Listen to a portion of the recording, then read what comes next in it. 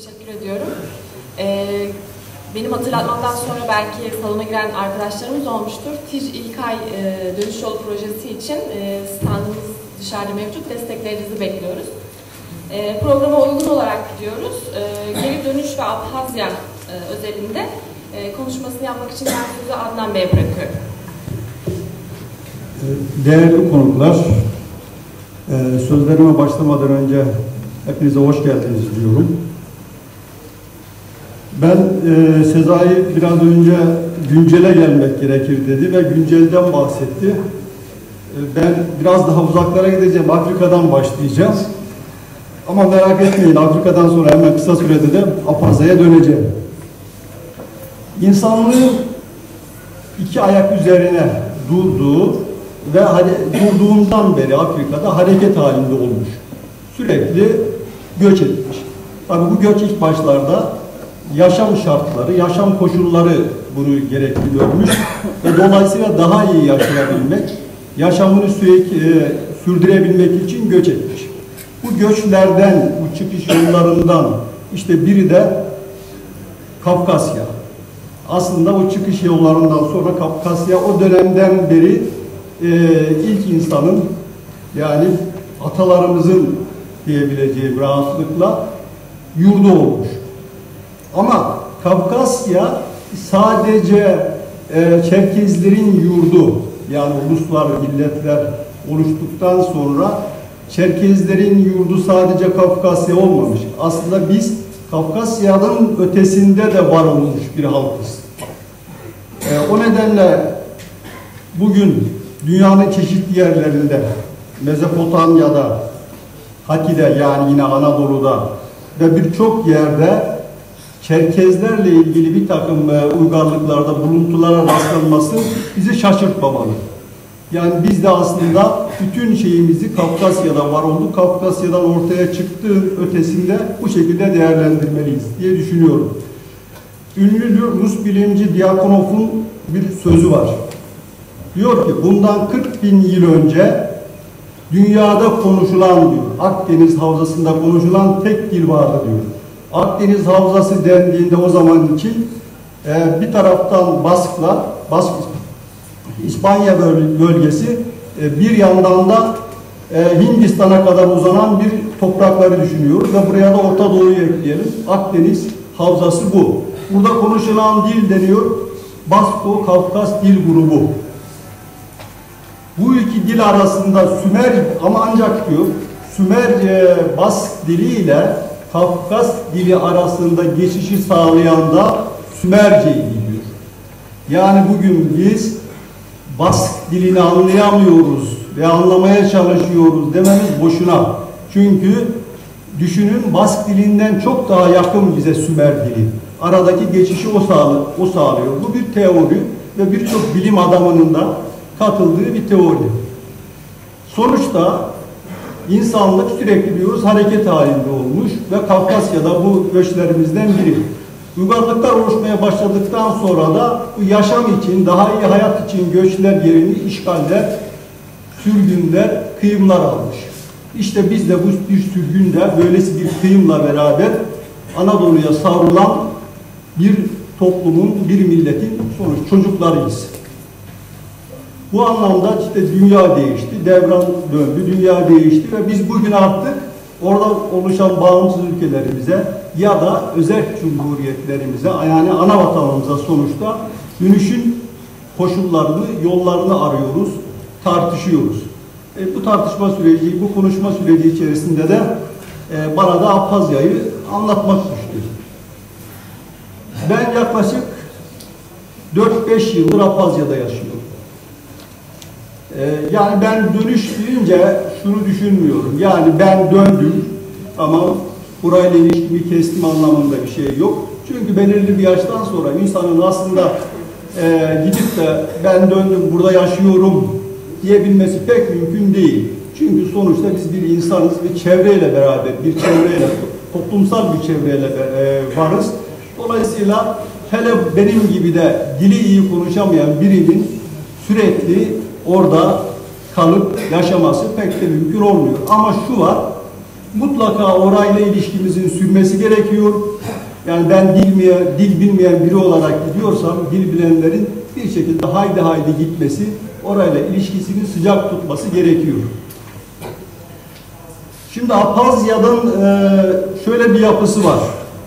İşte 1993'te hepimizin bildiği gibi bağımsızlığına kavuştu. 2008'de de Rusya'nın tanımasıyla birlikte Apazya bir anlamda dünyada tanınır hale geldi.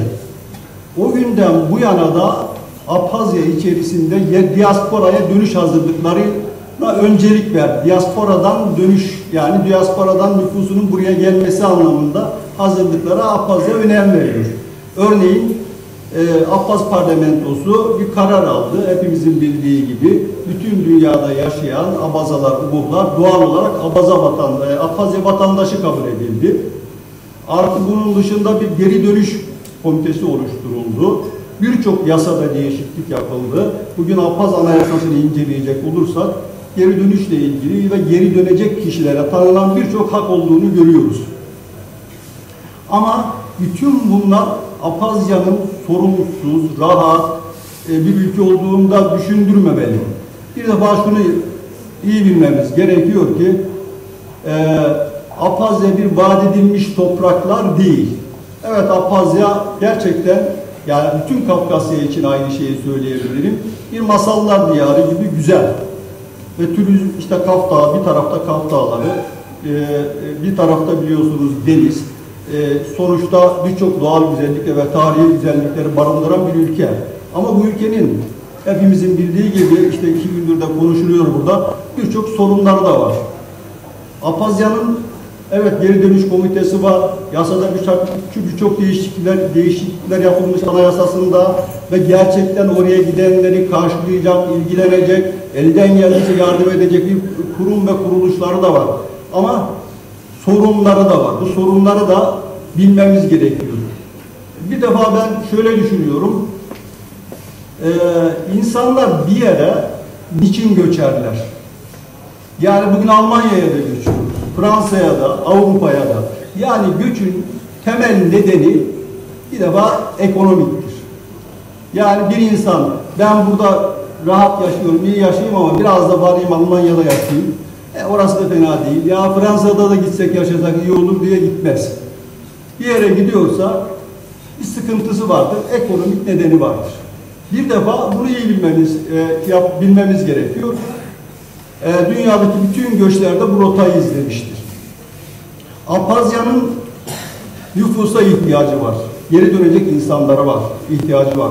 Ama açık söyleyelim, Apazya'nın oraya gidip de kahveleri dolduracak insana ihtiyacı yok. Yani bizim en büyük sıkıntımız bu. Buradan giden birçok insanın yaptığı işte o. Apazya'nın kalifiye elemana ihtiyacı var öncelikle. Nedir kalifiye elemanlar? İşte ara elemanlar, teknik elemanlar, duvarcı ustasından tutun da marangozdan, seramikçiden, karocudan, uslukçudan, yani böyle ara teknik elemanlara ihtiyacı var. Bu konularda becerisi, bilgisi olan insanlar hem Apaz ekonomisine bir katkı sunabilirler, hem de kendilerine bir ekonomik gelir elde ederler ve çok rahat bir yaşam sürdürebilirler. Ayrıca Apazya'nın gerçekten gelişmiş bir tarım alanı, yani tarım toprakları var, verimli toprakları var. Meyvecilik, sebzecilik ve dünyanın birçok yerinde yetişmeyen meyve sebzelerin yetiştiğini biliyoruz. Meyvecilik, sebzecilik de bu anlamda gelişmiş. Bu nedenle Apazya'da tarımla uğraşabilecek insanlara da ihtiyaç var. Apazya 150 milyon Rusya, yanı başında Apazya'nın büyük bir pazar. Ayrıca eskiden birkaç milyon turist geliyordu. Bir takım nedenlerden işte düştü. Yine de 500-600 bin turistin geldiği bir ülke. Bunların ihtiyaçlarını karşılayabilmek için karşılayabilmek için bunların ihtiyaçlarına yönelik çok rahatlıkla tarımcılığın, hayvancılığın yapılabileceği bir ülke. Ayrıca Apazya hepimizin bildiği gibi bir turizm ülkesi. Bu nedenle turistik tesislerde çalışacak dil bilen teknik elemanlar, dil bilen turizmciler, elemanlar her zaman için Abhazya'da iş bulabilir. Bunun dışında ben tabii bunu oturup da Abhazya hükümetiyle veya bir yerlerle de görüşmüş değiliz ama hepimizin bildiği şeyler aslında bu söylediklerim belki de. Ama şunu rahatlıkla, şunu yapabilir. Yani temel bence şu olmalı.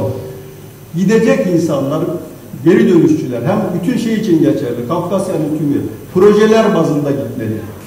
Yani bugün hepimizin de gündeminde, yani Rusya'nın son gelişmeler, neredeyse soğuk savaş dönemine yeniden dönülmesi ve sıkıntılar. Bu ister istemez Kafkasya'yı, özelinde Abhazya'yı ve genelinde Kafkasya'yı büyük ölçüde etkileyecek.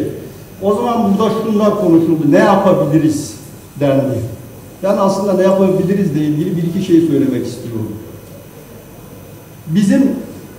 Bizi daha doğrusu Çerkesleri genel olarak dünya şu şekilde tanıyor ve bu bizim de çok hoşumuza gidiyor.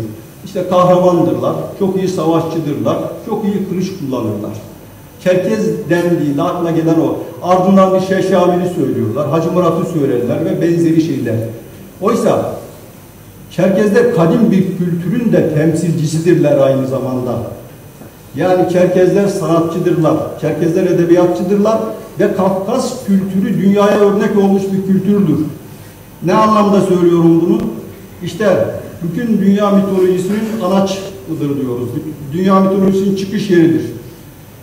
Şeyleri bilirsiniz, altın postu, argonotları bilirsiniz. Çıkış yeri Abhazya'dır. Ve bugün en çok konuşulan Amazonlar. Amazonların üzerindeki vazolardaki yazıların Adigece ve Abazaca olduğu anlaşıldı. Ve Tuçaninav'ın bulduğu bir şey vardır. Maykop taşı dendi. Ben birçok aydınımızın bile bunu konuyu tam olarak bildiğini sanmıyorum. Çünkü oradaki sadece taştaki bir yazıdan bahsedilmiyordu. Orada bahsedilen şu, Finike alfabesinin atasının bu dilde olduğu söyleniyordu. Yani alfabenin atası buradan geliyordu. Bu olay Sümer'e kadar uzanan bir şey. Dolayısıyla biz hem Kaf Dağı daha özellikle şunu belirtiyorum, Kaf Dağı bütün Batı'nın ve insanlığın çocukluk düşleridir. Yani insanlığın çocukluk düşleridir. Bu nedenle Kaf Dağı'nda bu tür mitolojilerle, bu tür tarihle, gelecekle mutlaka sahip çıkmalıyız. Ve savaş değil, bir barış kültürü üretebilmeliyiz, kurabilmeliyiz. Ve dünyaya açık bir şey yaratabilmeliyiz. Örneğin Abhazya özelinde bir barış ülkesi, bir turizm ülkesi yaratabilmeliyiz. Dolayısıyla bu bizim nefes alma borularımızdır. Batılı edebiyatçılarla, sanatçılarla biz Kafkas kültürünü tanıtmaya çalıştığımız ölçüde onlarla bir ilişkiler içerisine gireriz. Bu ilişkiler, bu sivil toplum kuruluşları ister istemez bizim işte nefes almamızı sağlayacak yollardır. Yoksa silahla, örgütlenmeyle, yani savaşma anlamında bu şeyler olacak şeyler değildir. Bir şey daha söylemek istiyorum bu konuda. Özellikle gençlerden oluşacak, dil bilen gençlerden oluşan bir projeler üretebilmeli ve bir site oluşturabilmeliyiz. İnternet, sanal dünyaya açılan en büyük penceredir. Burada sürekli hem bugünkü sorunlarımızı hem geçmişteki kültürümüzü tanıtan yayınlar yapabilmeliyiz. Her dilde, İngilizce'de, Rusça'da ve dolayısıyla böyle bir proje, böyle bir şeyin oluşması demek, burada dil bilen insanların, gençlerin, akademisyenlerin böyle şeyler üretebilmesi demek, bizi büyük ölçüde dünyanın bizi başka yönleriyle bizi tanıması demektir. Evet, benim de sürem aşmış. Teşekkür ediyorum.